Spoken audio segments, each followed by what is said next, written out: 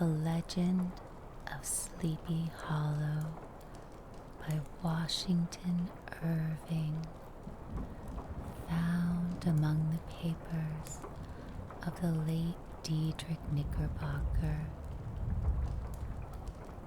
A pleasing land of drowsy head it was, of dreams that wave before the half-shut eye, and of gay castles in the clouds that pass, forever flushing round a summer sky, castle of indolence.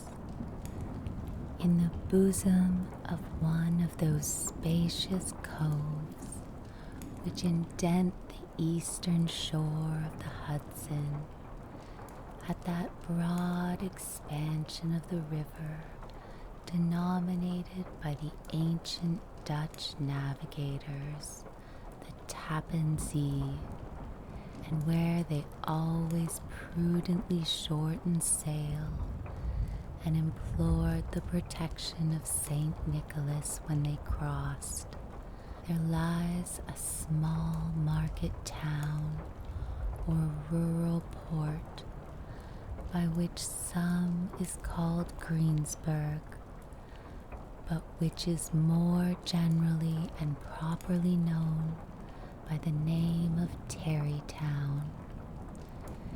This name was given, we are told, in former days by the good housewives of the adjacent country, from the inveterate propensity of their husbands to linger about the village tavern on market days.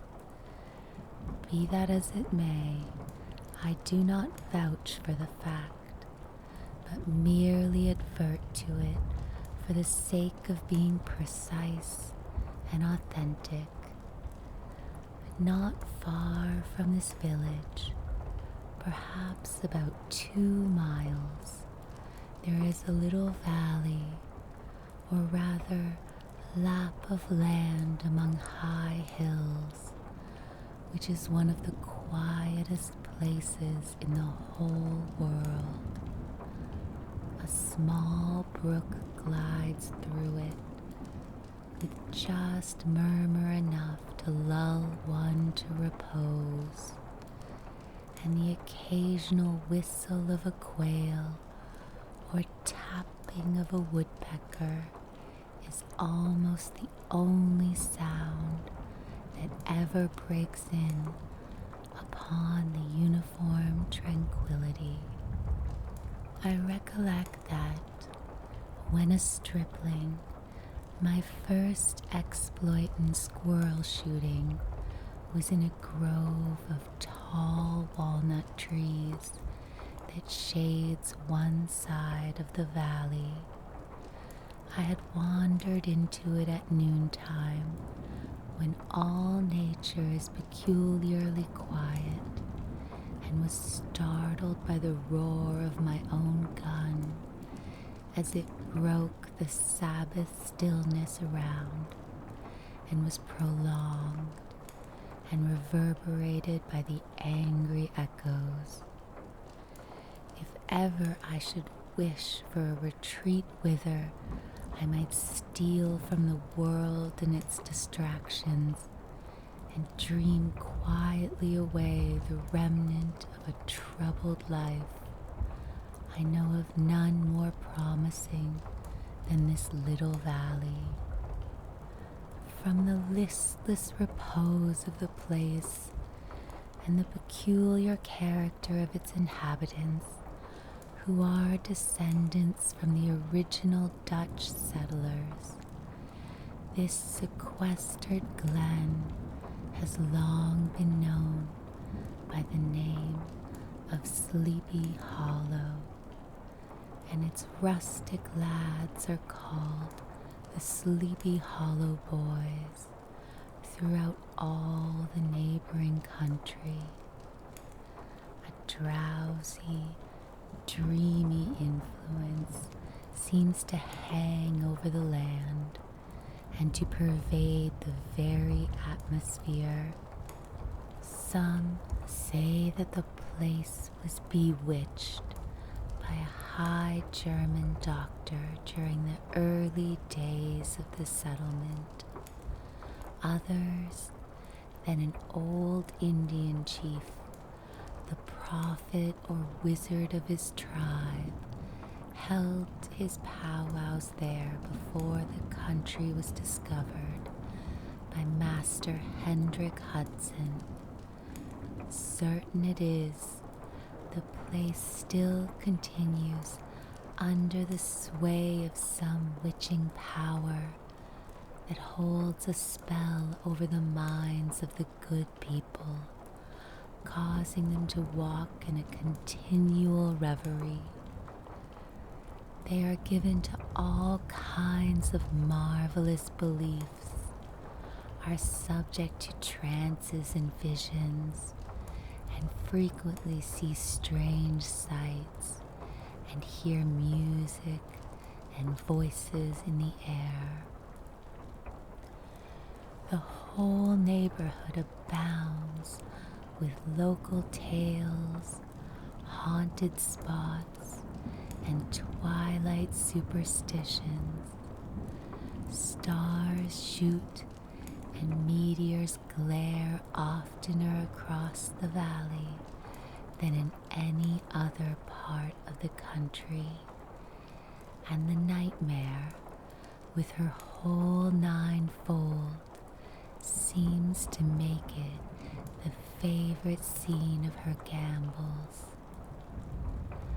The dominant spirit, however, that haunts this enchanted region and seems to be commander-in-chief of all the powers of the air, is the apparition of a figure on horseback without a head.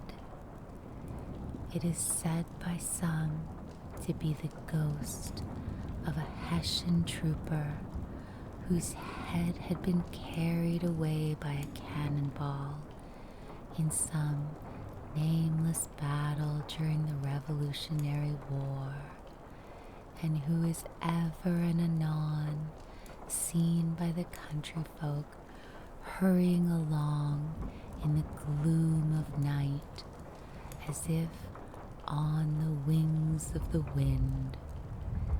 His haunts are not confined to the valley, but extend at times to the adjacent roads, and especially to the vicinity of a church at no great distance. Indeed, certain of the most authentic historians of these parts, who have been careful in collecting and collating the floating facts concerning this spectre, allege that the body of the trooper, having been buried in the churchyard, the ghost rides forth to the scene of battle in nightly quest of his head, and that the rushing speed with which he sometimes passes along the hollow like a midnight blast is owing to his being belated and in a hurry to get back to the churchyard before daybreak. Such is the general purport of this legendary superstition, which has furnished materials for many a wild story in that region of shadows, and the spectre is known at all the country firesides by the name of the Headless Horseman of Sleepy Hollow. It is remarkable that the visionary propensity I have mentioned is not confined to the native inhabitants of the valley, but is unconsciously imbibed by everyone who resides there for a time. However wide awake they may have been before they entered that sleepy region, they are sure in a little time to to inhale the witching influence of the air and begin to grow imaginative and to dream dreams and see apparitions.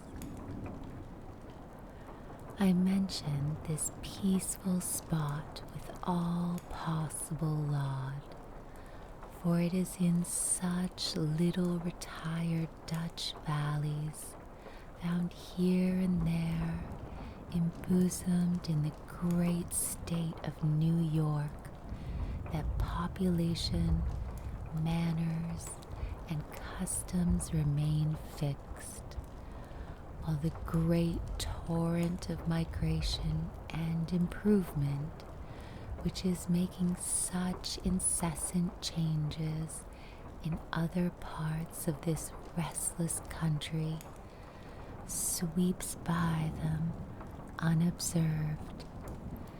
They are like those little nooks of still water which border a rapid stream, where we may see the straw and bubble riding quietly at anchor, or slowly revolving in their mimic harbor, undisturbed by the rush of the passing current.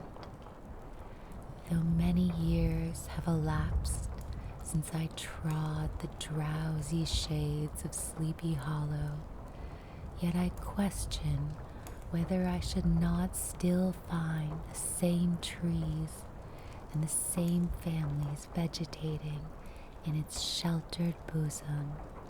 In this by-place of nature, there abode, in a remote period of American history, that is to say, some 30 years since, a worthy wight of the name Ichabod Crane, who sojourned, or, as he expressed it, tarried in Sleepy Hollow for the purpose of instructing the children of the vicinity. He was a native of Connecticut, a state which supplies the Union with pioneers for the mind as well as for the forest, and sends forth yearly its legions of frontier woodmen and country schoolmasters. The cognomen of Crane was not inapplicable to his person. He was tall, but exceedingly lank, with narrow shoulders, long arms and legs, hands that dangled a mile out of his sleeves, feet that might have served for shovels, and his whole frame most loosely hung together. His head was small and flat at top, with huge ears, large green glassy eyes, and a long snipe nose, so that it looked like a weathercock perched upon his spindle neck to tell which way the wind blew. To see him striding along the profile of a hill on a windy day, with his clothes bagging and fluttering about him, one might have mistaken him for the genius of famine descending upon the earth, or some scarecrow eloped from a cornfield. His schoolhouse was a low building of one large room, rudely constructed of logs, the windows partly glazed and partly patched with leaves of old copybooks. It was most ingeniously secured at vacant hours by a withe twisted in the handle of the door and stakes set against the window shutters, so that though a thief might get in with perfect ease, he would find some embarrassment in getting out, an idea most probably borrowed from the architect Jost van Houten from the mystery of an eel pot. The schoolhouse stood in a rather lonely but pleasant situation, just at the foot of a woody hill, with a brook running close by and a formidable birch tree growing at one end of it. From hence the low murmur of his pupils' voices, conning over their lessons, might be heard in a drowsy summer's day, like the hum of a beehive, interrupted now and then by the authoritative voice of the master, in the tone of menace or command, or peradventure by the appealing sound of the birch as he urged some tardy loiterer along the flowery path of knowledge. Truth to say, he was a conscientious man, and ever bore in mind the golden maxim, spare the rod and spoil the child. Ichabod Crane's scholars certainly were not spoiled. I would not have imagined it, however, that he was one of those cruel potentates of the school who joy in the smart of their subjects. On the contrary, he administered justice with a discrimination rather than severity, taking the burden off the backs of the weak and laying it on those of the strong.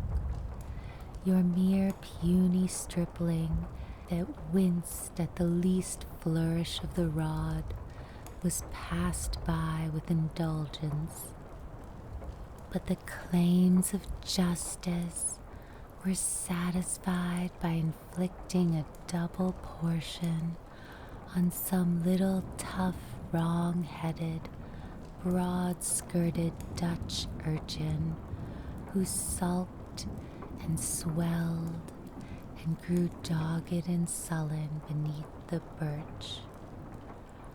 All this he called doing his duty by their parents, and he never inflicted a chastisement without following it by the assurance, so consolatory to the smarting urchin, that he would remember it and thank him for the longest day he had to live.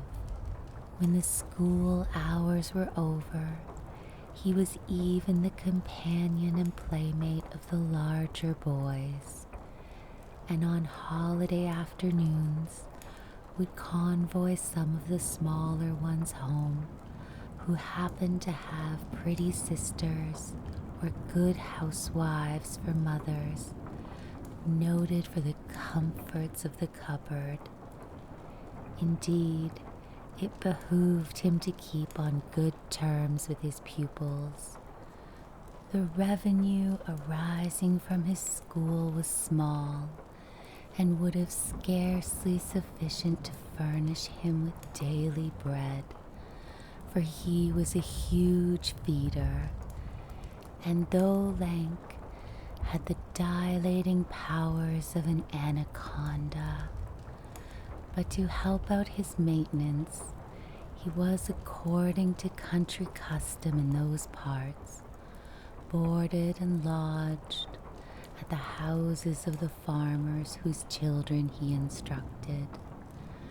With these he lived successfully a week at a time, thus going the rounds of the neighborhood with all his worldly effects tied up in a cotton handkerchief, that all this might not be too onerous on the purses of his rustic patrons, who are apt to consider the costs of schooling as a grievous burden, and the schoolmasters as mere drones.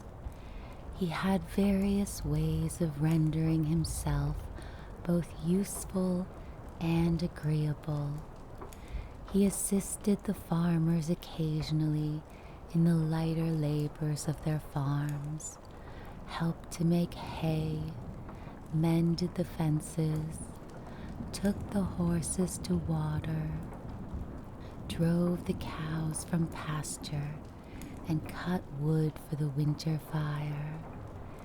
He laid aside, too, all the dominant dignity and absolute sway with which he lorded it in his little empire, the school, and became wonderfully gentle and ingratiating. He found favor in the eyes of the mothers by petting the children, particularly the youngest, and like the lion bold, which whilom so magnanimously the lamb did hold, he would sit with a child on one knee and rock a cradle with his foot for the whole hours together. In addition to his other vocations, he was the singing master of the neighborhood and picked up many bright shillings by instructing the young folks in psalmody. It was a matter of no little vanity to him on Sundays to take his station in front of the church gallery with a band of chosen singers, where, in his own mind, he completely carried away the palm from the parson. Certain it is, his voice resounded far above all the rest of the congregation, and there are peculiar quavers still to be heard in that church, and which may even be heard half a mile off, quite to the opposite side of the mill pond, on a still Sunday morning, which are said to be legitimately descended from the nose of Ichabod Crane. Thus, by divers little makeshifts in that ingenious way which is commonly denominated by hook and by crook, the worthy pedagogue got on tolerably enough, and was thought by all who understood nothing of the labor of headwork to have a wonderfully easy life of it. The schoolmaster is generally a man of some importance in the female circle of a rural neighborhood, being considered a kind of idle, gentlemanlike personage of vastly superior taste and accomplishments to the rough country swains, and indeed inferior in learning only to the parson. His appearance, therefore, is apt to occasion some little stir at the tea table of a farmhouse, and the addition of a supernumerary dish of cakes or sweetmeats, or peradventure the parade of a silver teapot. Our man of letters, therefore, was peculiarly happy in the smiles of all the country damsels. How he would figure among them in the churchyard, between services on Sundays, gathering grapes for them from the wild vines that overran the surrounding trees, reciting for their amusement all the epitaphs on the tombstones, or sauntering with a whole bevy of them along the banks of the adjacent mill pond, while the more bashful country bumpkins hung sheepishly back, envying his superior elegance and address. From his half-itinerant life, also, he was a kind of traveling gazette, carrying the whole budget of local gossip from house to house, so that his appearance was always greeted with satisfaction. He was, moreover, esteemed by the women as a man of great erudition, for he had read several books quite through and was a perfect master of Cotton Mather's History of New England Witchcraft, in which, by the way, he most firmly and potently believed. He was, in fact, an odd mixture of small shrewdness and simple credulity. His appetite for the marvelous and his powers of digesting it were equally extraordinary, and both had been increased by his residence in this spell-bound region. No tale was too gross or monstrous for his capacious swallow. It was often his delight, after his school was dismissed in the afternoon, to stretch himself on the rich bed of clover bordering the little brook that whimpered by his schoolhouse, and there con over old Mather's direful tales until the gathering dusk of evening made the printed page a mere mist before his eyes. Then, as he wended his way by swamp and stream and awful woodland to the farmhouse where he happened to be quartered, every sound of nature at that witching hour fluttered his excited imagination. The moan of the whippoorwill from the hillside, the boding cry of the tree toad, that harbinger of storm, the dreary hooting of the screech owl, or the sudden rustling in the thicket of birds frightened from their roost, the fireflies too, which sparkled most vividly in the darkest places, now and then startled him, as one of the uncommon brightness would stream across his path, and if, by chance, a huge blockhead of a beetle came winging his blundering flight against him, the poor varlet was ready to give up the ghost, with the idea that he was struck with a witch's token. His only resource on such occasions, either to drown thought or drive away evil spirits, was to sing psalm tunes, and the good people of Sleepy Hollow, as they sat by their doors of an evening, were often filled with awe at hearing his nasal melody, in linked sweetness long drawn out, floating from the distant hill or along the dusky road.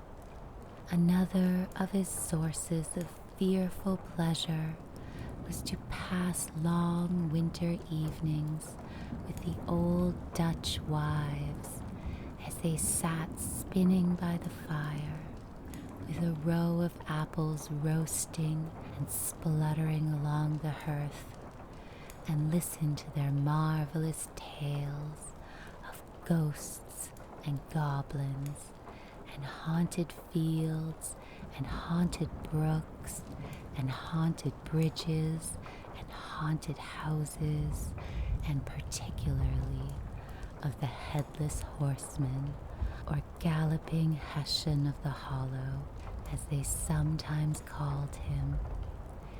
He would delight them equally by his anecdotes of witchcraft, and of the direful omens and portentous sights and sounds in the air, which prevailed in the earlier times of Connecticut, and would frighten them woefully with speculations upon comets and shooting stars, and with the alarming fact that the world did absolutely turn around, and that they were half the time topsy-turvy. But if there was pleasure in all this, while snugly cuddling in the chimney corner of a chamber that was all of a ruddy glow from a crackling wood fire, and where, of course, no spectre dared to show its face, it was dearly purchased by the terrors of his subsequent walk homewards. What fearful shapes and shadows beset his path amidst the dim and ghastly glare of a snowy night. With what wistful look did he eye every trembling ray of light streaming across the waste fields from some distant window. How often was he appalled by some shrub covered with snow, which, like a sheeted spectre, beset his very path. How often did he shrink with curdling awe at the sound of his own steps on the frosty crust beneath his feet, and dread to look over his shoulder, lest he should behold some uncouth being tramping close behind him. And how often was he thrown into complete dismay by some rushing blast, howling among the trees, in the idea that it was the Galloping Hessian on one of his nightly scourings. All these, however, were mere terrors of the night, phantoms of the mind that walk in darkness, and though he had seen many specters in his time, and had been more than once beset by Satan in diverse shapes, in his lonely perambulations, yet daylight put an end to all these evils, and he would have passed a pleasant life of it, in despite of the devil and all his works, if his path had not been crossed by a being that causes more perplexity to mortal man than ghosts, goblins, and a whole race of witches put together, and that was a woman. Among the musical disciples who assembled one evening in each week to receive his instruction in psalmody was Katrina Van Tassel, the daughter and only child of a substantial Dutch farmer. She was a blooming lass of fresh 18, plump as a partridge, ripe and melting and rosy-cheeked as one of her father's peaches, and universally famed not merely for her beauty, but her vast expectations.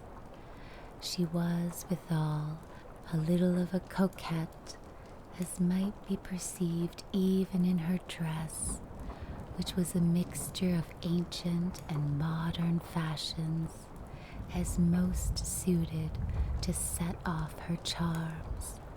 She wore the ornaments of pure yellow gold, which her great-great-grandmother had brought over from Sardam, the tempting stomacher of the olden time, and withal a provokingly short petticoat to display the prettiest foot and ankle in the country round.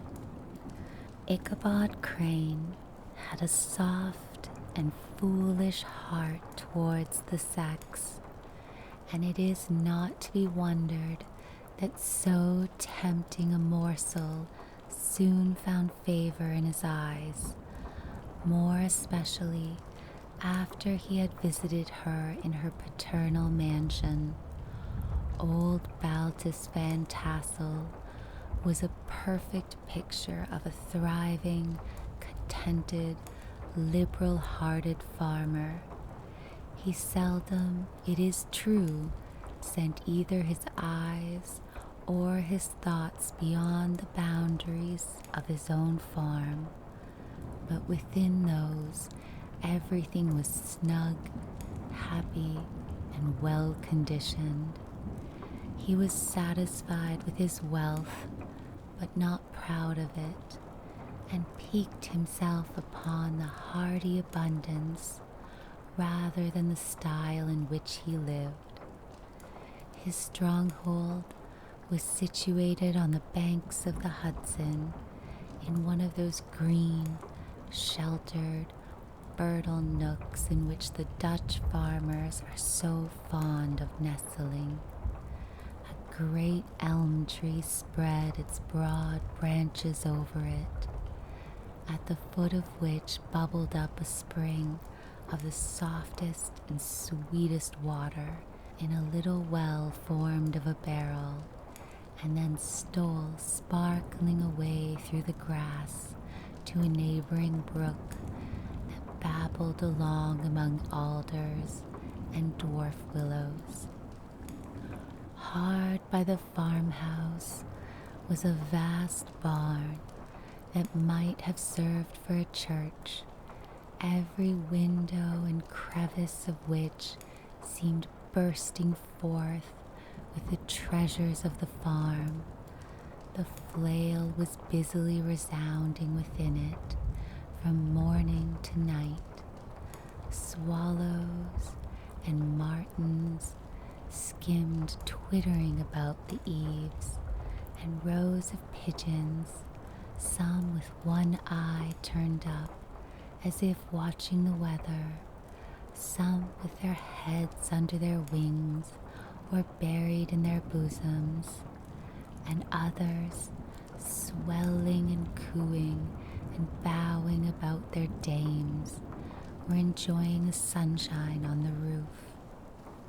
Sleek, unwieldy porkers were grunting in the repose and abundance of their pens, from whence sallied forth, now and then, troops of sucking pigs, as if to snuff the air. A stately squadron of snowy geese were riding in an adjoining pond, convoying whole fleets of ducks. Regiments of turkeys were gobbling through the farmyard, and guinea fowls fretting about it like ill-tempered housewives, with their peevish, discontented cry. Before the barn door strutted the gallant cock, that pattern of a husband, a warrior and a fine gentleman, clapping his burnished wings and crowing in the pride and gladness of his heart, sometimes tearing up the earth with his feet, and then generously calling his ever-hungry family of wives and children to enjoy the rich morsel which he had discovered. The pedagogue's mouth watered as he looked upon this sumptuous promise of luxurious winter fare. In his devouring mind's eye, he pictured himself every roasting pig running about with a pudding in his belly and an apple in his mouth. The pigeons were snugly put to bed in a comfortable pie and tucked in with a coverlet of crust. The geese were swimming in their own gravy, and the ducks pairing cozily in the dishes like snug married couples with a decent competency of onion sauce. In the porkers, he saw carved out the future sleek side of bacon and juicy relishing ham, not a turkey, but he beheld daintily trussed up with its gizzard under its wing, and peradventure a necklace of savory sausages. And even bright Chanticleer himself lay sprawling on his back in a side dish with uplifted claws, as if craving that quarter which his chivalrous spirit disdained to ask while living. As the enraptured Ichabod fancied all this, and as he rolled his great green eyes over the fat meadowlands, the rich fields of wheat, of rye, of buckwheat and Indian corn, and the orchards burdened with ruddy fruit, which surrounded the warm tenement of Van Tassel, his heart yearned after the damsel who was to inherit these domains, and his imagination expanded with the idea how they might be readily turned into cash, and the money invested in immense tracts of wild land and shingle palaces in the wilderness. Nay, his busy fancy already realized his hopes and presented to him the blooming Katrina with a whole family of children mounted on the top of a wagon loaded with household trumpery, with pots and kettles dangling beneath, and he beheld himself bestriding a pacing mare with a colt at her heels, setting out for Kentucky, Tennessee, or Lord knows where. When he entered the house, the conquest of his heart was complete. It was one of those spacious farmhouses with high-ridged but lowly sloping roofs, built in the style handed down from the first Dutch settlers, the low projecting eaves forming a piazza along the front, capable of being closed up in bad weather. Under this were hung flails, harness, various utensils of husbandry, and nets for fishing in the neighboring river. Benches were built along the sides for summer use, and a great spinning wheel at one end and a churn at the other showed the various uses to which this important porch might be devoted. From this piazza, the wondering Ichabod entered the hall, which formed the center of the mansion and the place of usual residence. Here, rows of resplendent pewter, ranged on a long dresser, dazzled his eyes. In one corner stood a huge bag of wool ready to be spun. In another, a quantity of linsey woolly, just from the loom, ears of Indian corn and strings of dried apples and peaches hung in gay festoons along the walls, mingled with the god of red peppers, and a door left ajar gave him a peep into the best parlor, where the claw-footed chairs and dark mahogany tables shone like mirrors. Andirons, with their accompanying shovel and tongs, glistened from their covert of asparagus tops. Mock oranges and conch shells decorated the mantelpiece. Strings of various birds' eggs were suspended above it. A great ostrich egg was hung from the center of the room, and a corner cupboard, knowingly left open, displayed immense treasures of old silver and well-mended china. From the moment Ichabod laid his eyes upon these regions of delight, the peace of his mind was at an end, and his only study was how to gain the affections of the peerless daughter of Van Tassel.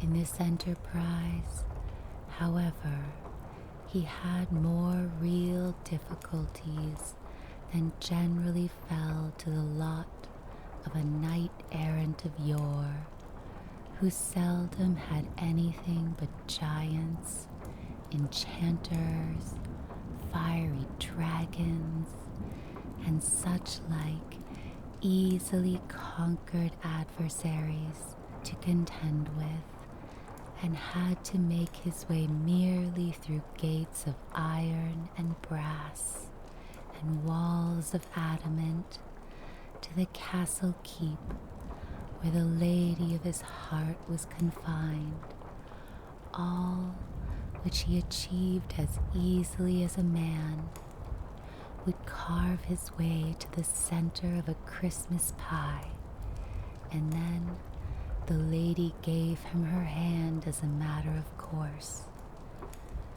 Ichabod, on the contrary, had to win his way to the heart of a country coquette, beset with a labyrinth of whims and caprices, which were forever presenting new difficulties and impediments, and he had to encounter a host of fearful adversaries of real flesh and blood, the numerous rustic admirers who beset every portal to her heart, keeping a watchful and angry eye upon each other, but ready to fly out in the common cause against any new competitor.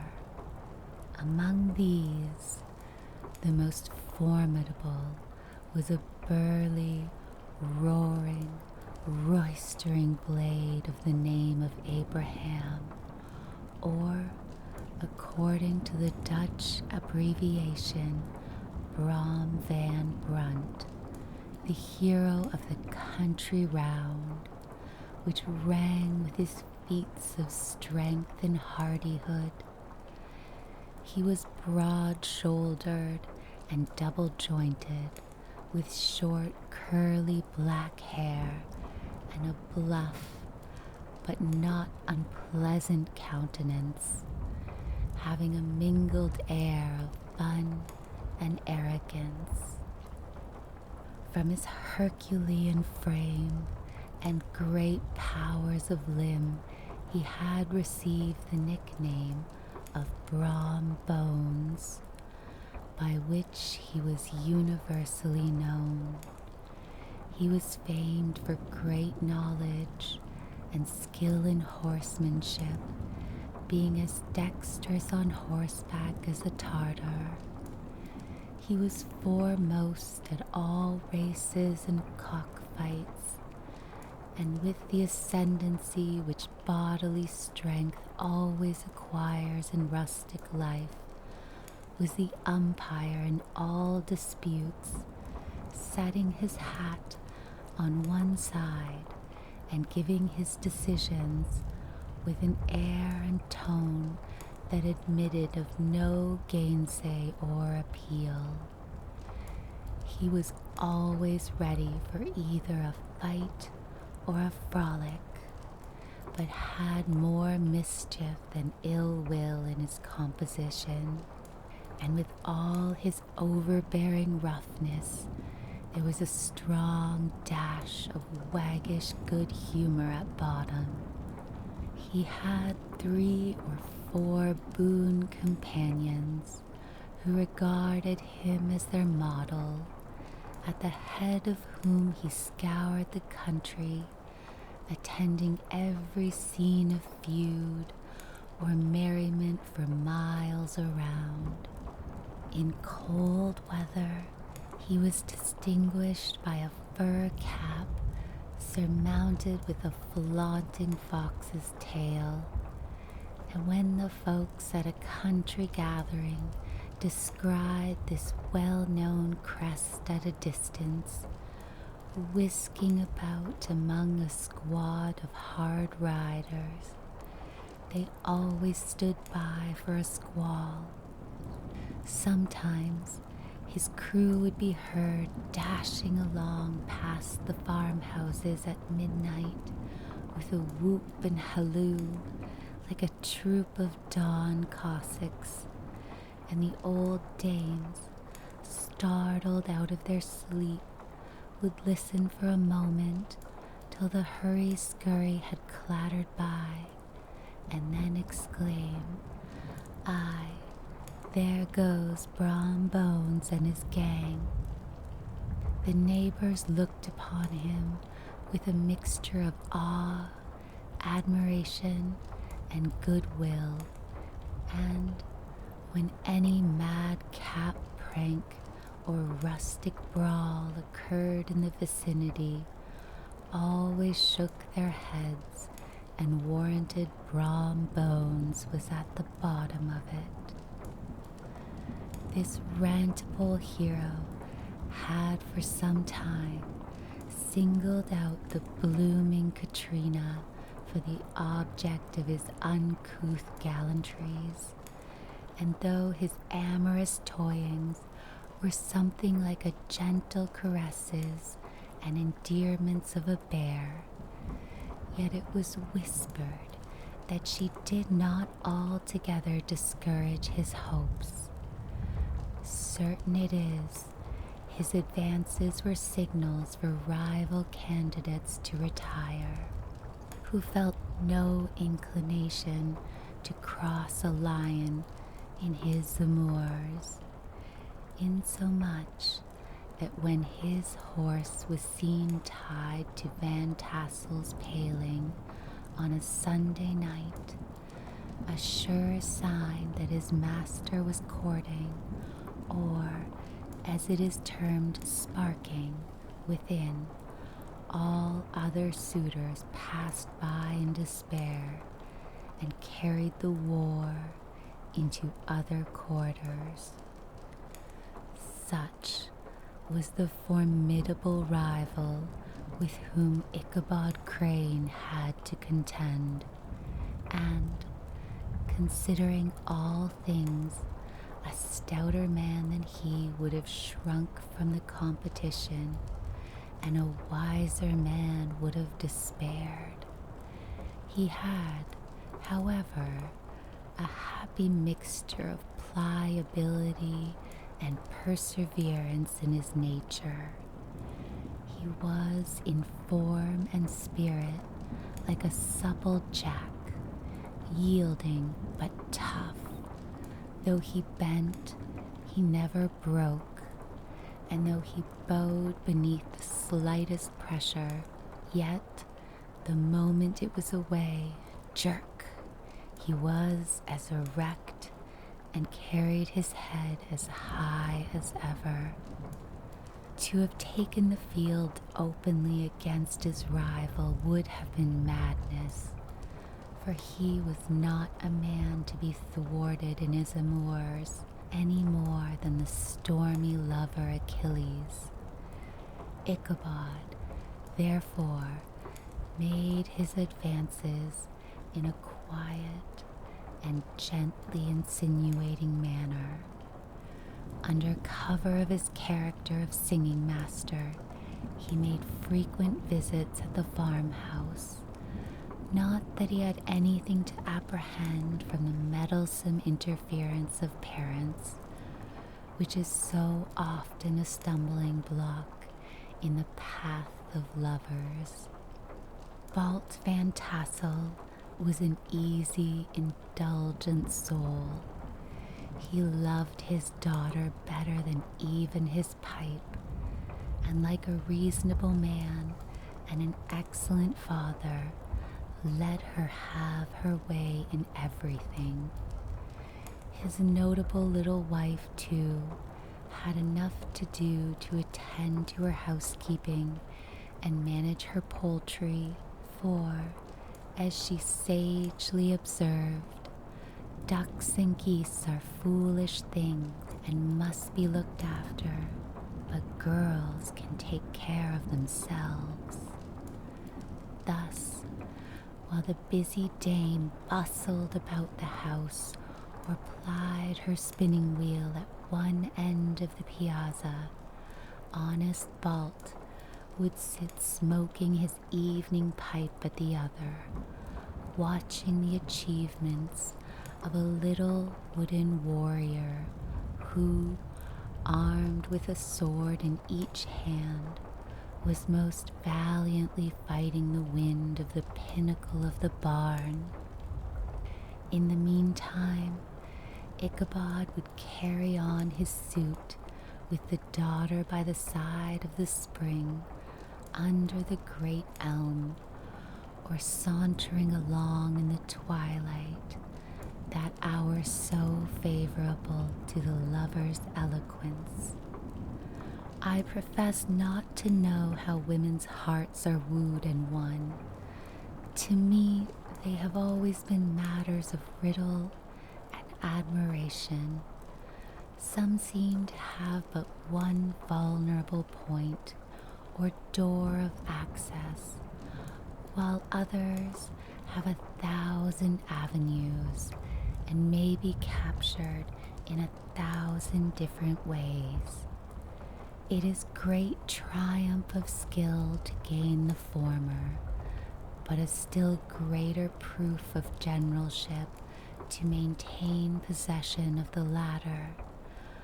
For man must battle his own fortress at every door and window. He who wins 1,000 common hearts is therefore entitled to some renown, but he who keeps undisputed sway over the heart of a coquette is indeed a hero. Certain it is, this was not the case with the redoubtable Brom Bones, and from the moment Ichabod Crane made his advances, the interests of the former evidently declined. His horse was no longer seen tied to the palings on Sunday nights, and a deadly feud gradually arose between him and the preceptor of Sleepy Hollow. Brom, who had a degree of rough chivalry in his nature, would fain have carried matters to open warfare, and have settled their pretensions to the lady according to the mode of the most concise and simple reasoners, the knights errant of yore, by single combat. But Ichabod was too conscious of the superior might of his adversary to enter the lists against him. He had overheard a boast of bones that he would double the schoolmaster up and lay him on a shelf of his own schoolhouse, and he was too wary to give him an opportunity. There was something extremely provoking in this obstinately pacific system. It left Brahm no alternative but to draw upon the funds of rustic waggery in his disposition and to play off boorish practical jokes upon his rival. Ichabod became the object of whimsical persecution to Bones and his gang of rough riders. They harried his hitherto peaceful domains, smoked out his singing school by stopping up the chimney, broke into the schoolhouse at night in spite of its formidable fastenings of width and window stakes, and turned everything topsy-turvy, so that the poor schoolmaster began to think all the witches in the country held their meetings there. But what was still more annoying, Brahm took all opportunities of turning him into ridicule in presence of his mistress, and had a scoundrel dog whom he taught to whine in the most ludicrous manner, and introduced as a rival of Ichabod's to instruct her in psalmody. In this way, matters went on for some time, without producing any material effect on the relative situations of the contending powers. On a fine autumnal afternoon, Ichabod, in a pensive mood, sat enthroned on the lofty stool from whence he usually watched all the concerns in his little literary realm. In his hand he swayed a ferule, that scepter of despotic power. The birch of justice reposed on 3 nails behind the throne, a constant terror to evildoers, while on the desk before him might be seen a sundry of contraband articles and prohibited weapons detected upon the persons of idle urchins, such as half-munched apples, pop-guns, whirligigs, fly cages, and whole legions of rampant little paper gamecocks. Apparently, there had been some appalling act of justice recently inflicted, for his scholars were all busily intent upon their books, or slyly whispering behind them, with one eye kept upon the master, and a kind of buzzing stillness reigned throughout the schoolroom. It was suddenly interrupted by the appearance of a Negro in tow-cloth jacket and trousers, a round, crowned fragment of a hat, like the cap of Mercury, and mounted on the back of a ragged, wild, half-broken colt, which he managed with a rope by way of halter. He came clattering up the school door with an invitation to Ichabod to attend a merrymaking or quilting frolic to be held that evening at Mynheer Van Tassel's, and having delivered his message with that air of importance and effort at fine language which a Negro is apt to display on petty embassies of the kind, he dashed over the brook and was seen scampering away up the hollow, full of the importance and hurry of his mission. All was now bustle and hubbub in the late quiet schoolroom. The scholars were hurried through their lessons without stopping at trifles. Those who were nimble skipped over half with impunity, and those who were tardy had a smart application now and then in the rear to quicken their speed or help them over a tall word. Books were flung aside without being put away on the shelves. Inkstands were overturned, benches thrown down, and the whole school was turned loose an hour before the usual time, bursting forth like a legion of young imps, yelping and racketing about the green and joy at their early emancipation. The gallant Ichabod now spent at least an extra half-hour at his toilet, brushing and furbishing up his best, and indeed only suit of rusty black, and arranging his locks by a bit of broken-looking glass that hung up in the schoolhouse, that he might make his appearance before his mistress in the true style of a cavalier. He borrowed a horse from a choleric old Dutchman by the name of Hans van Ripper, and thus gallantly mounted issued forth like a knight-errant in the quest of adventures.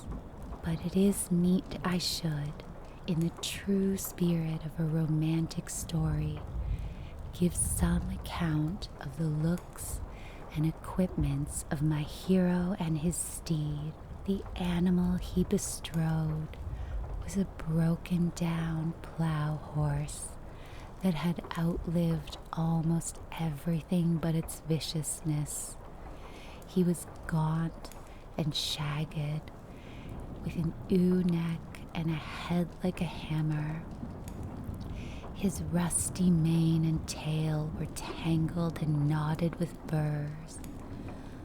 One eye had lost its pupil and was glaring and spectral, but the other had the gleam of a genuine devil in it. Still, he must have had fire and metal in his day, if we may judge from the name he bore of gunpowder. He had, in fact, been a favorite steed of his master's, the choleric Van Ripper, who was a furious rider, and had infused, very probably, some of his own spirit into the animal, for old and broken down as he looked, there was more of the lurking devil in him than any young filly in the country. Ichabod was a suitable figure for such a steed. He rode with short stirrups, which brought his knees nearly up to the pommel of the saddle. His sharp elbows stuck out like a grasshopper's. He carried his whip perpendicularly in his hand, like a scepter, and his horse jogged on. The motion of his arms was not unlike the flapping of a pair of wings. A small wool hat rested on the top of his nose, for so his scanty strip of forehead might be called, and the skirts of his black coat fluttered out almost to the horse's tail.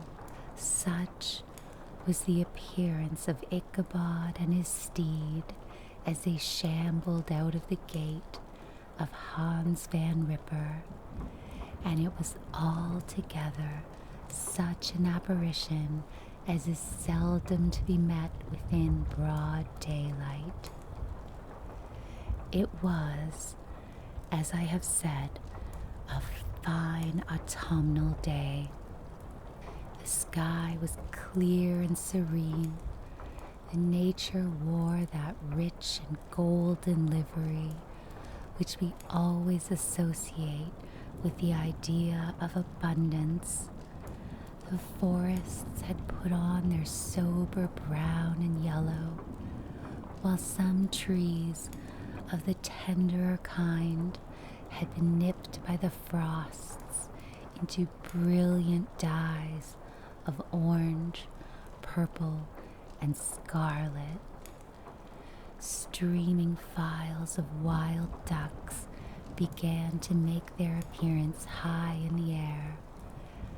The bark of the squirrel might be heard from the groves of beech and hickory nuts, and the pensive whistle of the quail at intervals from the neighboring stubble field. The small birds were taking their farewell banquets. In the fullness of their revelry, they fluttered, chirping and frolicking from bush to bush and tree to tree, capricious from the very profusion and variety around them. There was the honest cock-robin, the favorite game of stripling sportsmen, with its loud, querulous note, and the twittering blackbirds flying in sable clouds, and the golden-winged woodpecker with his crimson crest, his broad black gorget, and splendid plumage, and the cedar bird with its red-tipped wings and yellow-tipped tail, and its little Montero cap of feathers, and the blue jay, that noisy coxcomb, in his gay light blue coat and white underclothes, screaming and chattering, nodding and bobbing and bowing, and pretending to be on good terms with every songster of the grove. As Ichabod jogged slowly on his way, his eye, ever open to every symptom of culinary abundance, ranged with delight over the treasures of jolly autumn. On all sides he beheld vast store of apples, some hanging in oppressive opulence on the trees, some gathered into baskets and barrels for the market, others heaped up in rich piles for the cider press.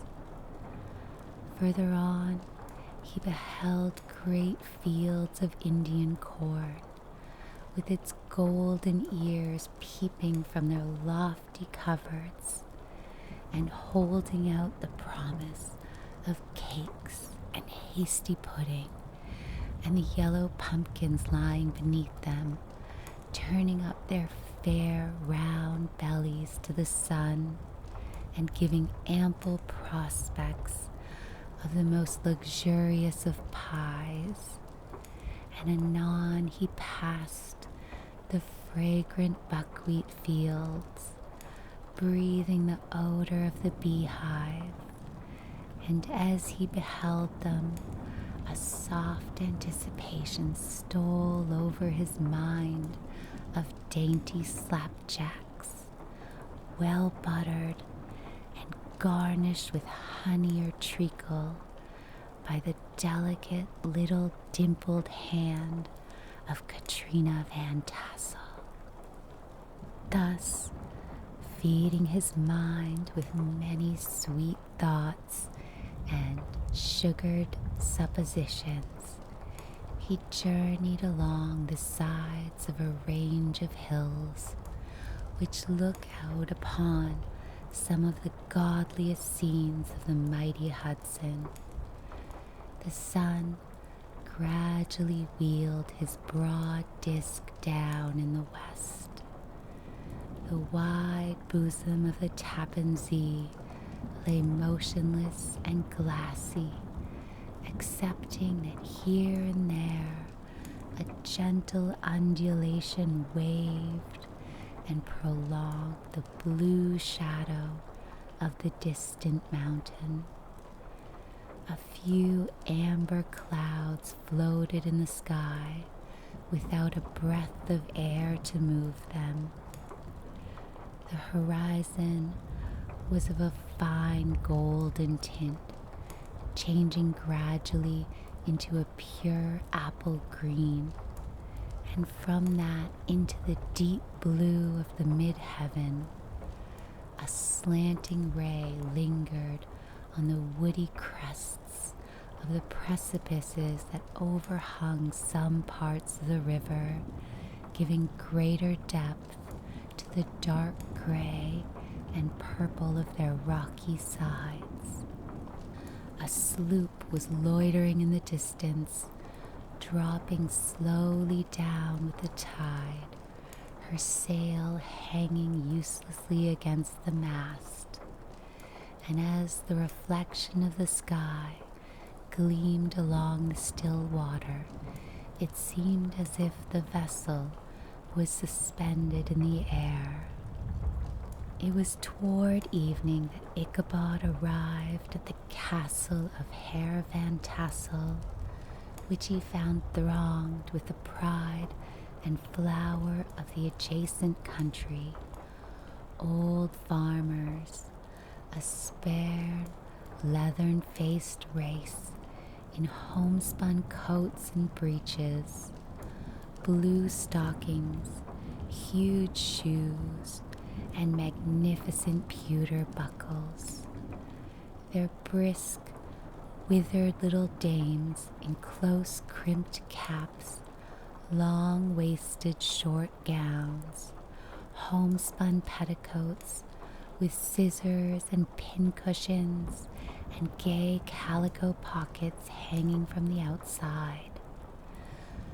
Buxom lasses, almost as antiquated as their mothers, excepting where a straw hat, a fine ribbon, or perhaps a white frock gave symptoms of their city innovation. The sons, in short square-skirted coats, with rows of stupendous brass buttons, and their hair generally queued in the fashion of the times, especially if they could procure an eel skin for the purpose, it being esteemed throughout the country as a potent nourisher and strengthener of the hair. Brom Bones, however, was the hero of the scene, having come to the gathering on his favorite steed, Daredevil, a creature like himself, full of mettle and mischief, and which no one but himself could manage. He was, in fact, noted for preferring vicious animals, given to all kinds of tricks, which kept the rider in constant risk of his neck, for he held a tractable, well-broken horse as unworthy of a lad of spirit. Fain would I pause to dwell upon the world of charms that burst upon the enraptured gaze of my hero as he entered the state parlor of Van Tassel's mansion. Not those of the bevy of buxom lasses with their luxurious display of red and white, but the ample charms of a genuine Dutch country tea table in the sumptuous time of autumn. Such heaped up platters of cakes of various and almost indescribable kinds, known only to experienced Dutch housewives. There was the dowdy donut, the tender oliecock, the crisp and crumbling cruller, sweet cakes and shortcakes, ginger cakes and honey cakes, and the whole family of cakes. And then there were apple pies and peach pies and pumpkin pies, besides slices of ham and smoked beef, and moreover delectable dishes of preserved plums and peaches and pears and quinces, not to mention broiled shad and roasted chickens, together with bowls of milk and cream, all mingled higgledy-piggledy, pretty much as I have enumerated them, with the motherly teapot sending up its clouds of vapor from the midst. Heaven bless the mark. I want breath and time to discuss this banquet as it deserves, and am too eager to get on with my story. Happily, Ichabod Crane was not in so great a hurry as this historian, but did ample justice to every dainty. He was a kind and thankful creature, whose heart dilated in proportion as his skin was filled with good cheer, and whose spirits rose with eating as some men's do with drink. He could not help, too, rolling his large eyes round him as he ate, and chuckling with the possibility that he might one day be lord of all this scene of almost unimaginable luxury and splendor. Then he thought how he'd turn his back upon the old schoolhouse, snap his fingers in the face of Hans Van Ripper and every other niggardly patron, and kick any itinerant pedagogue out of doors that should dare to call him comrade. Old Baltus Van Tassel moved about among his guests with a face dilated with content and good humor, round and jolly as the harvest moon. His hospitable attentions were brief but expressive, being confined to a shake of the hand, a slap on the shoulder, a loud laugh, and a pressing invitation to fall to and help themselves. And now the sound of music from the common room or hall summoned to the dance. The musician was an old gray-haired Negro who had been the itinerant orchestra of the neighborhood for more than half a century. His instrument was as old and battered as himself.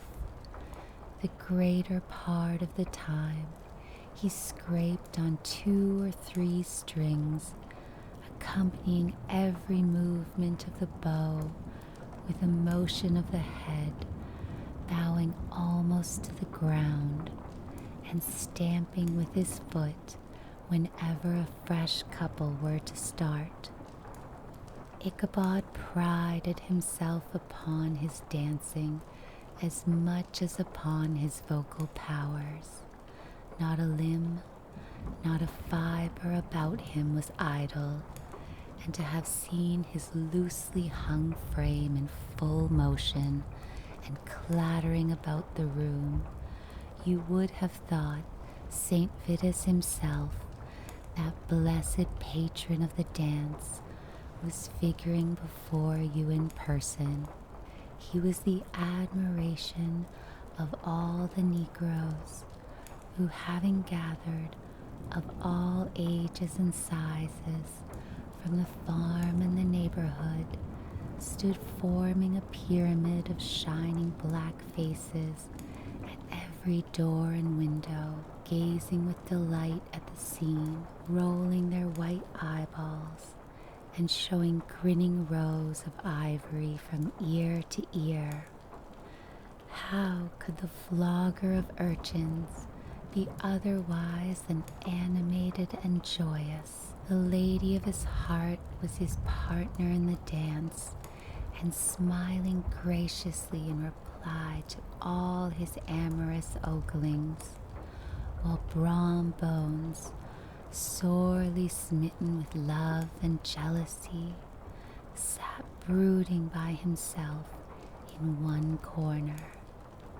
When the dance was at an end, Ichabod was attracted to a knot of the sager folks, who, with old Van Tassel, sat smoking at one end of the piazza, gossiping over former times and drawing out long stories about the war. This neighborhood, at the time of which I am speaking, was one of those highly favored places which abound with chronicle and great men. The British and American line had run near it during the war. It had, therefore, been the scene of marauding and infested with refugees, cowboys, and all kinds of border chivalry. Just sufficient time had elapsed to enable each storyteller to dress up his tale with a little becoming fiction, and in the indistinctness of his recollection, to make himself the hero of every exploit.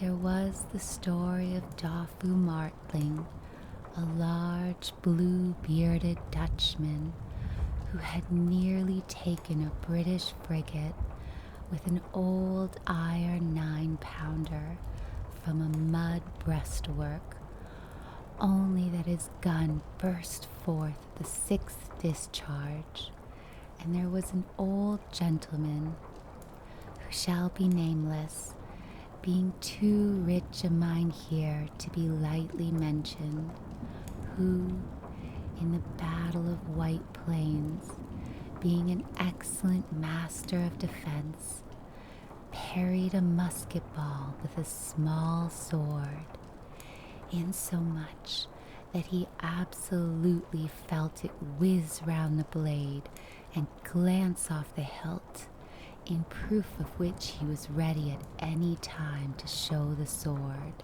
with the hilt a little bent. There were several more that had been equally great in the field, not one of whom but was persuaded that he had a considerable hand in bringing the war to a happy termination. But all of these were nothing to the tales of ghosts and apparitions that succeeded. The neighborhood is rich in legendary treasures of the kind. Local tales and superstitions thrive best in these sheltered, long-settled retreats, but are trampled underfoot by the shifting throng that forms the population of most of our country places. Besides, there is no encouragement for ghosts in most of our villages, for they have scarcely had time to finish their first nap and turn themselves in their graves before their surviving friends have traveled away from the neighborhood, so that when they turn out at night to walk their rounds, they have no acquaintance left to call upon. This is perhaps the reason why we so seldom hear of ghosts, except in our long-established Dutch communities.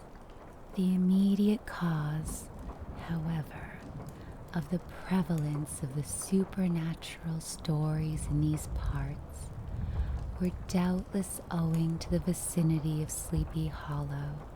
There was a contagion in the very air that blew from the haunted region.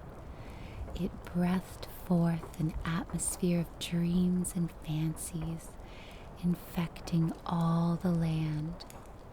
Several of the Sleepy Hollow people were present at Van Tassel's and, as usual, were doling out their wild and wonderful legends.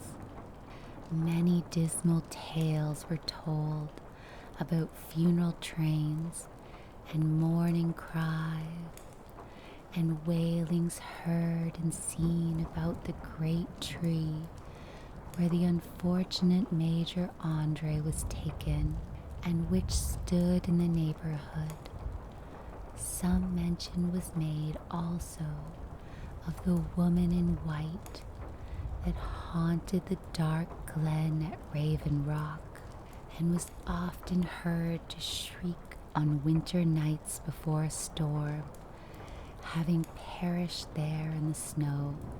The chief part of the stories, however, turned upon the favorite spectre of Sleepy Hollow, the Headless Horseman, who had been heard several times of late, patrolling the country, and, it was said, tethered his horse nightly among the graves in the churchyard.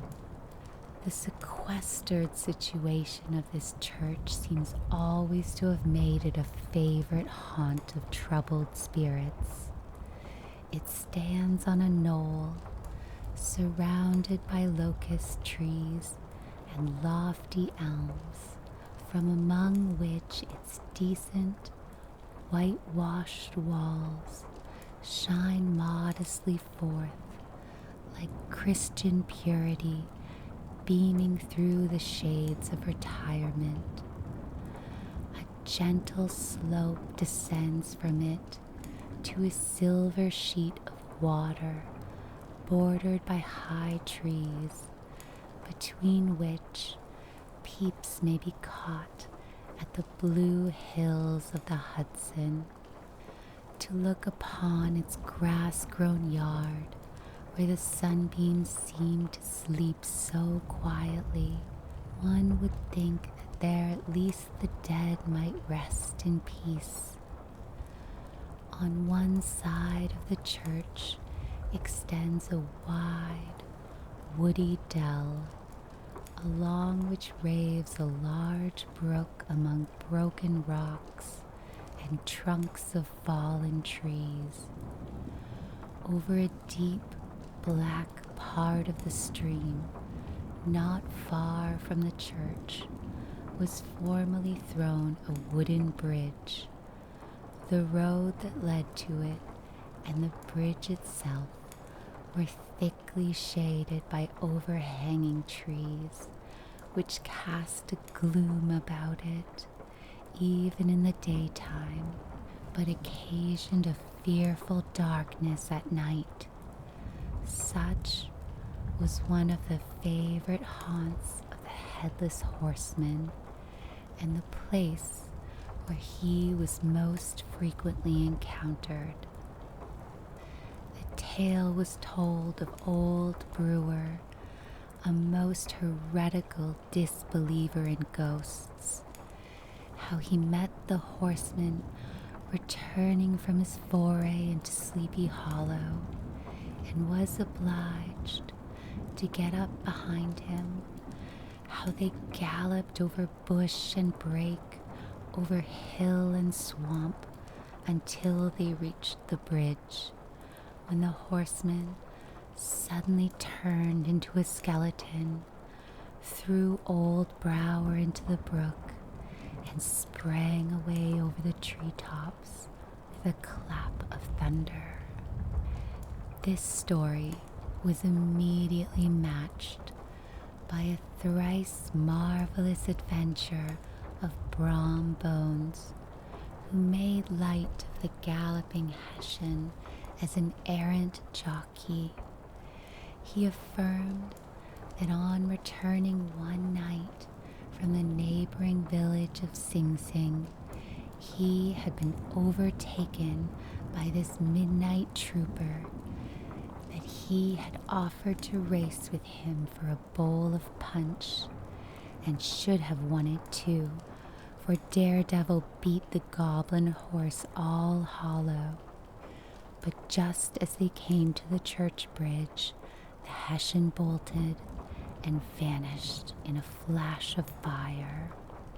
All these tales, told in that drowsy undertone with which men talk in the dark, the countenances of the listeners only now and then receiving a casual gleam from the glare of a pipe, sank deep in the mind of Ichabod. He repaid them in kind with large extracts from his invaluable author, Cotton Mather, and added many marvelous events that had taken place in his native state of Connecticut, and fearful sights which he had seen in his nightly walks about Sleepy Hollow. The revel now gradually broke up. The old farmers gathered together their families in their wagons, and were heard for some time rattling along the hollow roads and over the distant hills. Some of the damsels mounted on pillions behind their favorite swains, and their light-hearted laughter, mingling with the clatter of hoofs, echoed along the silent woodlands, sounding fainter and fainter until they gradually died away, and the late scene of noise and frolic was all silent and deserted. Ichabod only lingered behind, according to the custom of country lovers, to have a tete-a-tete with the heiress, fully convinced that he was now on the high road to success. What passed at this interview I will not pretend to say, for in fact I do not know. Something, however, I fear me, must have gone wrong, for he certainly sallied forth after no very great interval, with an air quite desolate and chapfallen. Oh, these women, these women! Could that girl have been playing off any of her coquettish tricks? Was her encouragement of the poor pedagogue all a mere sham to secure her conquest of his rival? Heaven only knows, not I. Let it suffice to say, Ichabod stole forth with the air of one who had been sacking a hen roost rather than a fair lady's heart, without looking to the right or left to notice the scene of rural wealth on which he had so often gloated. He went straight to the stable, and with several hearty cuffs and kicks, roused his steed most uncourteously from the comfortable quarters in which he was soundly sleeping, dreaming of mountains of corn and oats, and whole valleys of timothy and clover. It was the very witching time of night that Ichabod, heavy-hearted and crestfallen, pursued his travels homewards along the sides of the lofty hills which rise above Tarrytown, and which he had traversed so cheerily in the afternoon. The hour was as dismal as himself.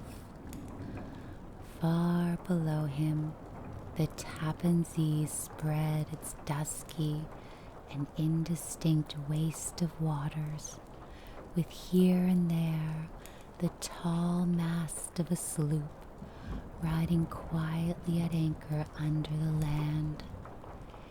In the dead hush of midnight, he could even hear the barking of the watchdog from the opposite shore of the Hudson, but it was so vague and faint as only to give an idea of his distance from this faithful companion of man.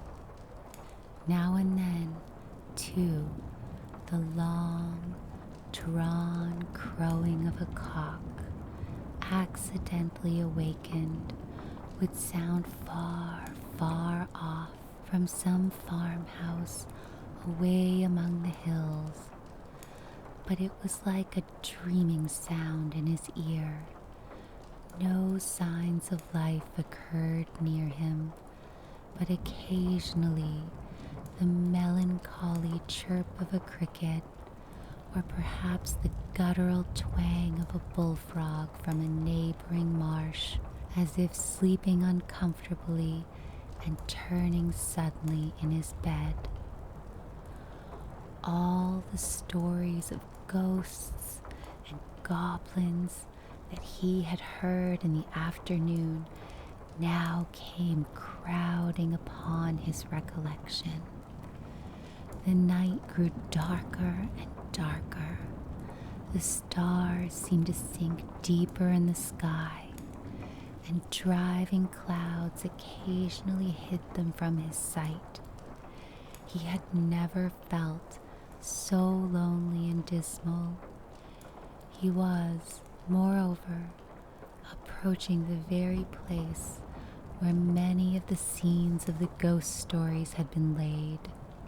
In the center of the road stood an enormous tulip tree, which towered like a giant above all other trees of the neighborhood and formed a kind of landmark. Its limbs were gnarled and fantastic, large enough to form trunks for ordinary trees, twisting down almost to the earth and rising again into the air. It was connected with a tragical story of the unfortunate Andre, who had been taken prisoner hard by and was universally known by the name of Major Andre's tree. The common people regarded it with a mixture of respect and superstition, partly out of sympathy for the fate of its ill-starred namesake, and partly from the tales of strange sights and doleful lamentations told concerning it. As Ichabod approached this fearful tree, he began to whistle. He thought his whistle was answered. It was but a blast, sweeping sharply through the dry branches. As he approached a little nearer, he thought he saw something white hanging in the midst of the tree. He paused and ceased whistling, but on looking more narrowly, perceived that it was a place where the tree had been scathed by lightning and the white wood laid bare. Suddenly, he heard a groan. His teeth chattered and his knees smote against the saddle. It was but the rubbing of one huge bough upon another as they were swayed about by the breeze. He passed the tree in safety, but new perils lay before him. About 200 yards from the tree, a small brook crossed the road and ran into marshy and thickly wooded glen known by the name of Wiley's Swamp. A few rough logs laid side by side served for a bridge over this stream. On that side of the road where the brook entered the wood, a group of oaks and chestnuts, matted thick with wild grapevines, threw a cavernous gloom over it. To pass this bridge was the severest trial. It was at this identical spot that the unfortunate Andre was captured, and under the covert of those chestnuts and vines, where the sturdy yeoman concealed who surprised him. This has ever since been considered a haunted stream, and fearful are the feelings of the schoolboy who has to pass it alone after dark. As he approached the stream, his heart began to thump. He summoned up, however, all his resolution, gave his horse half a score of kicks in the ribs, and attempted to dash briskly across the bridge. But instead of starting forward, the perverse old animal made a lateral movement and ran broadside against the fence. Ichabod, whose fears increased with the delay, jerked the reins on the other side and kicked lustily with the contrary foot. It was all in vain. His steed started, it is true, but it was only to plunge to the opposite side of the road into a thicket of brambles and alder bushes. The schoolmaster now bestowed both whip and heel upon the starveling ribs of the old gunpowder, who dashed forward, snuffling and snorting, but came to a stand just by the bridge with a suddenness that had nearly sent his rider sprawling over his head. Just at this moment, a plashy tramp by the side of the bridge caught the sensitive ear of Ichabod. In the dark shadow of the grove, on the margin of the brook, he beheld something huge, misshapen, and towering. It stirred not, but seemed gathered up in the gloom, like some gigantic monster ready to spring upon the traveler. The hair of the affrightened pedagogue rose upon his head with terror. What was to be done?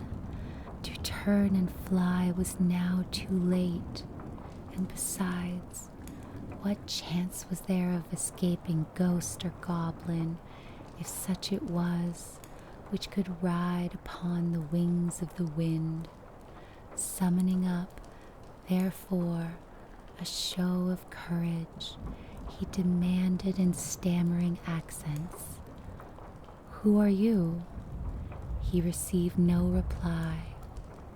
He repeated his demand in a still more agitated voice.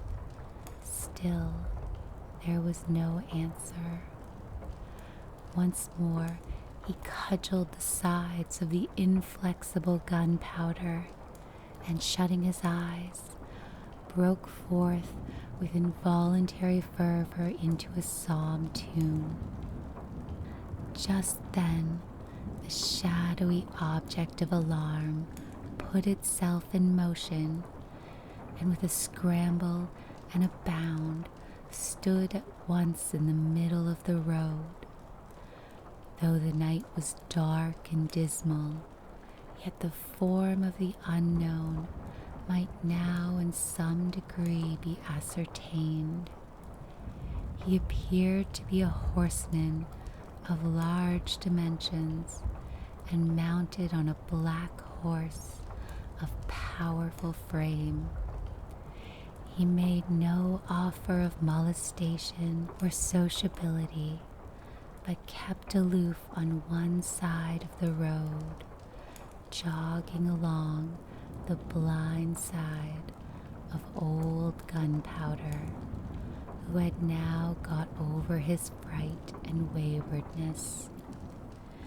Ichabod, who had no relish for this strange midnight companion, and bethought himself of the adventure of Brom Bones with the galloping Hessian, now quickened his steed in hopes of leaving him behind. The stranger, however, quickened his horse to an equal pace. Ichabod pulled up and fell into a walk, thinking to lag behind. The other did the same. His heart began to sink within him.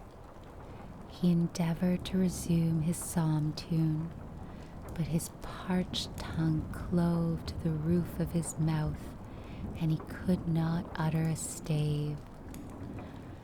There was something in the moody and dogged silence of this pertinacious companion that was mysterious and appalling. It was soon fearfully accounted for.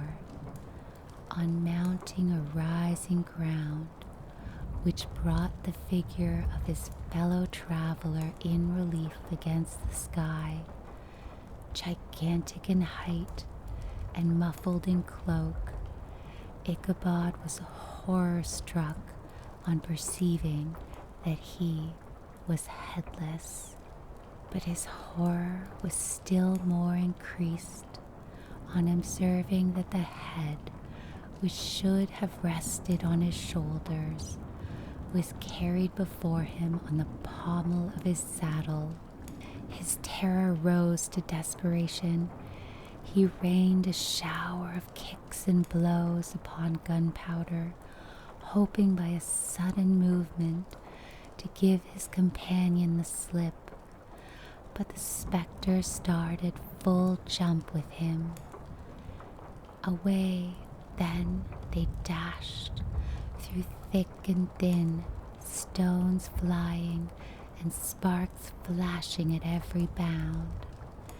Ichabod's flimsy garments fluttered in the air as he stretched his long, lank body away from his horse's head in the eagerness of his flight.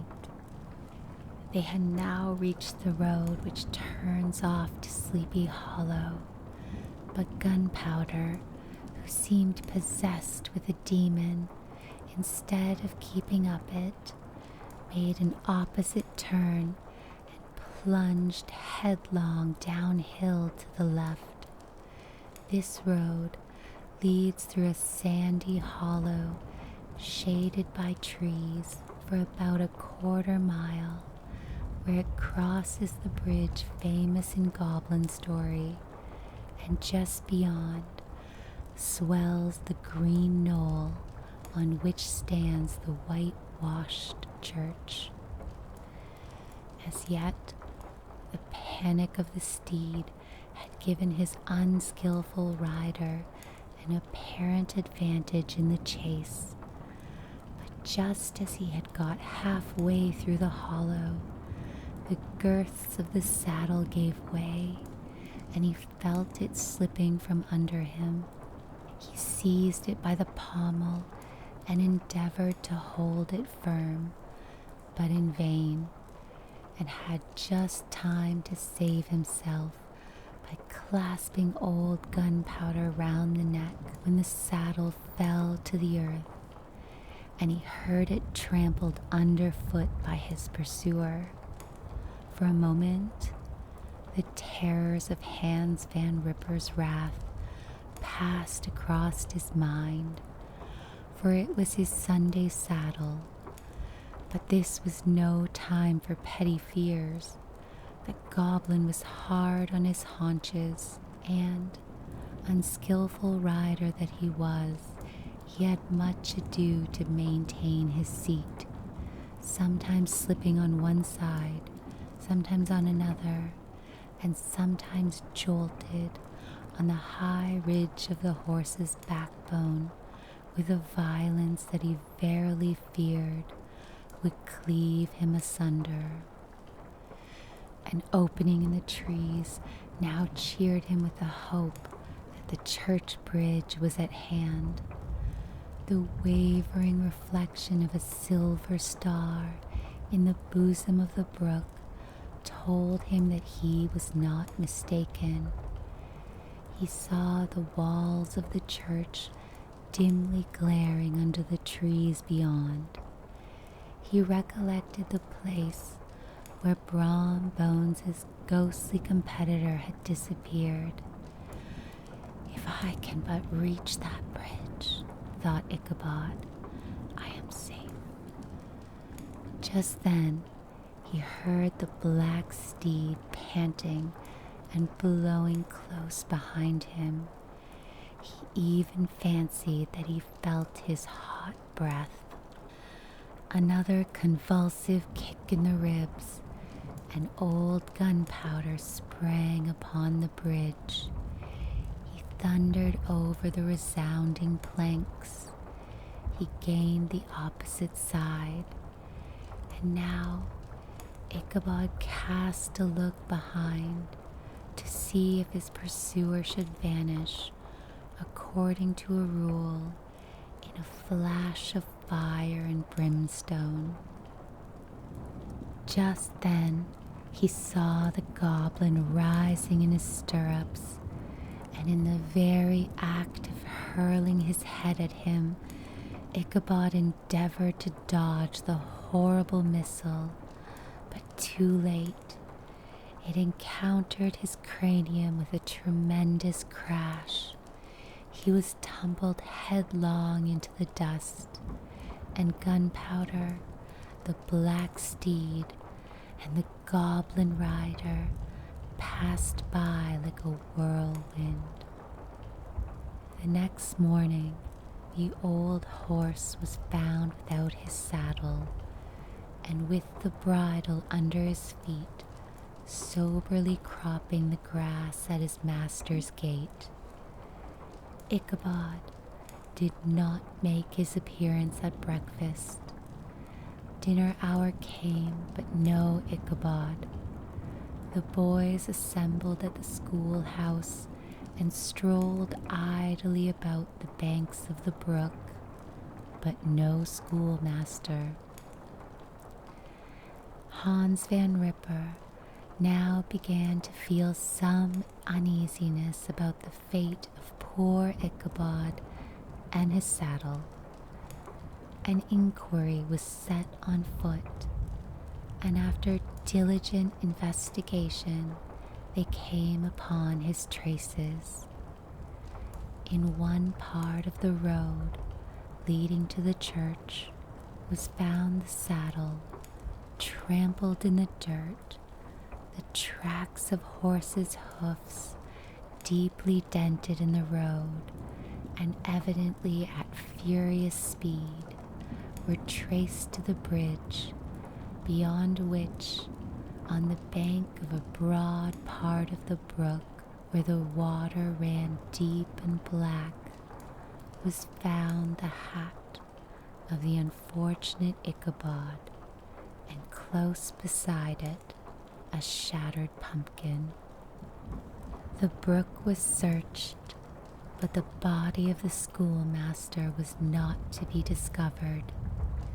Hans Van Ripper, as executor of his estate, examined the bundle which contained all his worldly effects. They consisted of 2 shirts and a half, 2 stocks for the neck, a pair or 2 of worsted stockings, an old pair of corduroy small clothes, a rusty razor, a book of psalm tunes full of dog ears, and a broken pitch pipe.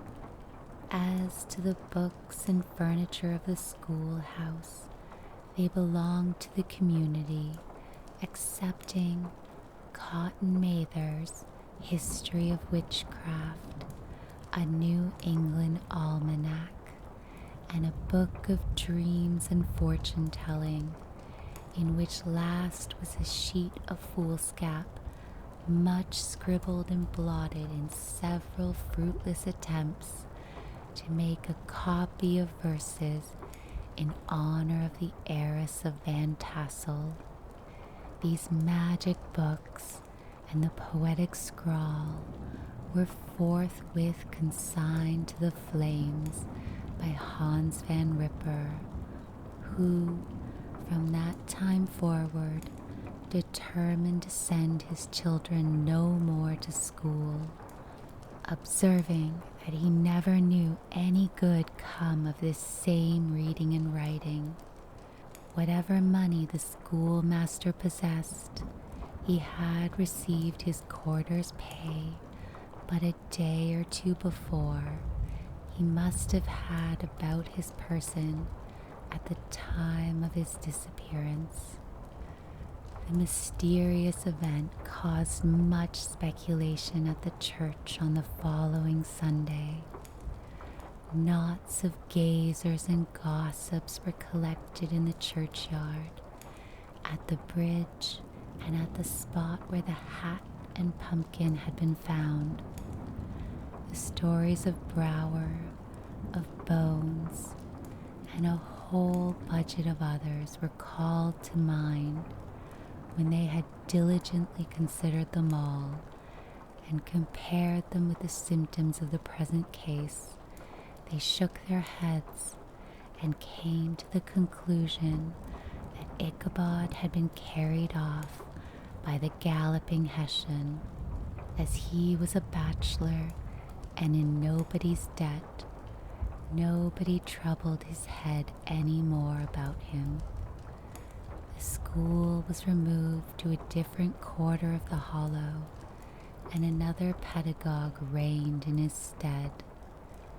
It is true, an old farmer who had been down to New York on a visit several years after, and from whom this account of the ghostly adventure was received, brought home the intelligence that Ichabod Crane was still alive, that he had left the neighborhood partly through fear of the goblin and Hans Van Ripper, and partly in mortification at having been suddenly dismissed by the heiress, that he had changed his quarters to a distant part of the country, had kept school and studied law at the same time, had been admitted to the bar, turned politician, electioneered, written for the newspapers,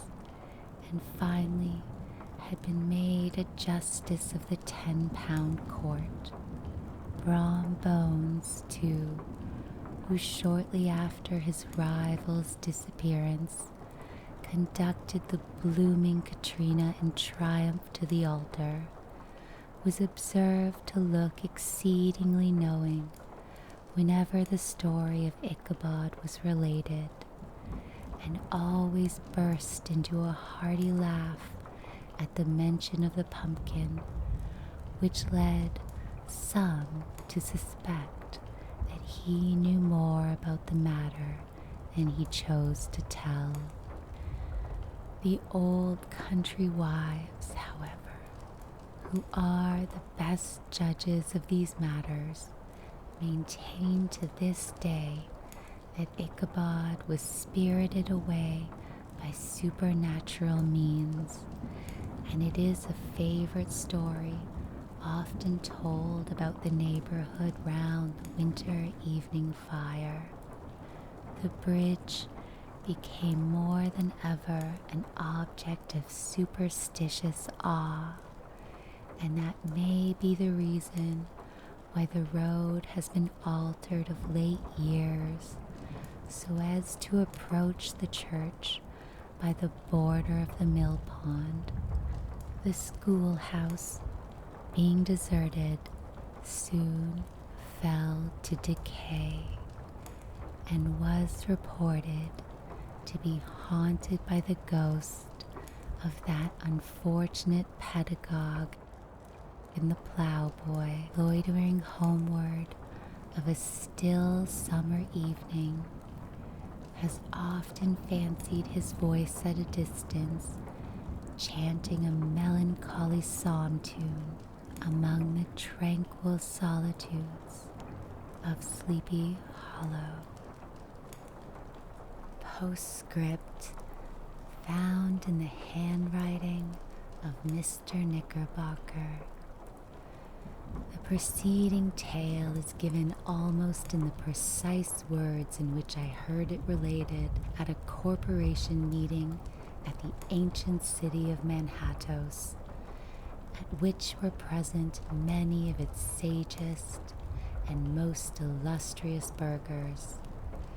The narrator was a pleasant, shabby, gentlemanly old fellow in pepper and salt clothes, with a sadly humorous face, and one whom I strongly suspected of being poor.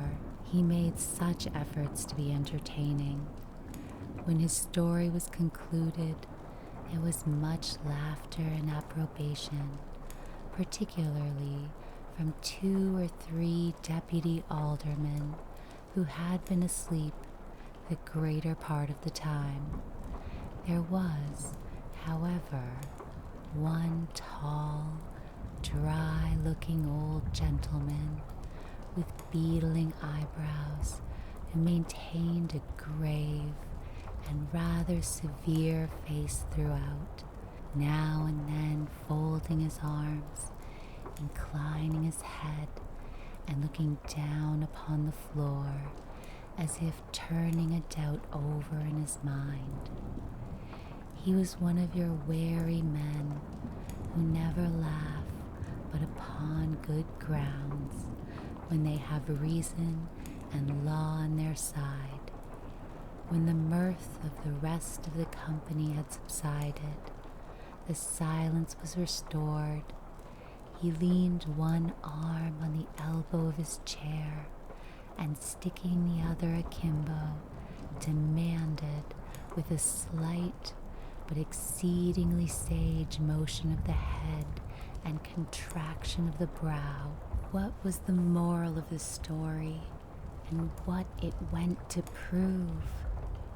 The storyteller, who was just putting a glass of wine to his lips as a refreshment after his toils, paused for a moment, looked at his inquirer with an air of infinite deference, and lowering the glass slowly to the table, observed that the story was intended most logically to prove that there is no situation in life but has its advantages and pleasures, provided we will but take a joke as we find it, that therefore he that runs races with goblin troopers is likely to have rough riding of it. Ergo, for a country schoolmaster to be refused the hand of a Dutch heiress is a certain step to high preferment in the state. The cautious old gentleman knit his brows tenfold closer after this explanation, being sorely puzzled by the ratiocination of the syllogism, while, methought, the one in pepper and salt eyed him with something of a triumphant leer. At length he observed that all this was very well, but still he thought the story a little extravagant, that there were 1 or 2 points on which he had his doubts. "Faith, sir," replied the storyteller, As to the matter, I don't believe one half of it myself. DK. The end.